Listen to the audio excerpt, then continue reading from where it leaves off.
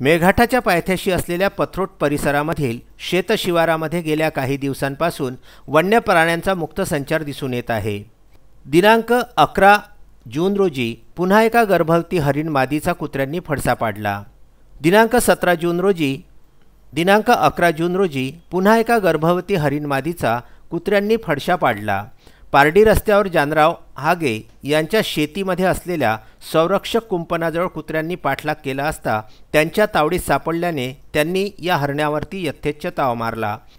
सदरहू मादी हरण हे गर्भवती होते। गत पंधरवाड्यामध्ये जठानपूर शिवारामध्ये शुभम ढेगे यांच्या शेतामध्ये सुद्धा कुत्र्यांनी हरिणावरती हल्ला केला असता महिला मजुरांनी त्यास सोडविले होते व पशुवैद्यकीय अधिकाऱ्यांच्या करवी प्रथमोपचार करून वन अधिकाऱ्यांच्या स्वाधीन केले होते, मात्र त्यांच्या देखरेखीतच त्याचा सुद्धा मृत्यू झाला होता। ही दुसरी घटना सोमठाणा शिवारामध्ये जिल्हा परिषद सदस्यांच्या शेतामध्ये काळविटाच्या कुत्र्याने केलेल्या हल्ल्यामध्ये मृत्यू झाला होता। विहिरीमध्ये हरिण पडल्याची माहिती तर कासमपूर येथे गुरे राखणाऱ्यांना हरिणीचे नवजात पाडस मिळाले होते। काळवीट हरिण प्राण्यांचे दुर्दैवी मृत्यूचे प्रमाण हे वन्य प्राण्यांच्या रक्षणाकरिता असलेल्या वन विभागाने या कामामध्ये आपण अपयशी ठरल्याचे स्पष्टपणे अजाणतेपणे कबूल केलेले दिसत आहे। कडक तापत असलेल्या उन्हामुळे पाण्याच्या शोधामध्ये हे वन्य प्राणी पथरोट परिसरामध्ये मुक्त संचार करीत असल्याने त्यांना विविध दुर्घटनांना सामोरे जावे लागत आहे।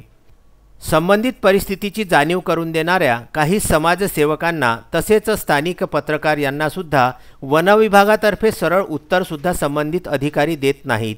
वन्य परिक्षेत्र अधिकाऱ्यांव्यतिरिक्त वनरक्षक भ्रमणध्वनीवर संपर्क केला असता ते सुद्धा प्रतिसाद देत नाही। अशीच घटना पथरोट नजीकच्या कासमपूर शेतशिवारामधील गुरे चारणाऱ्या गुराखांना कळपामधून भरकटलेले हरिणीचे नवजात पाडस सापडले असता त्यास पथरोट पोलीस ठाण्यामध्ये घेऊन आले होते।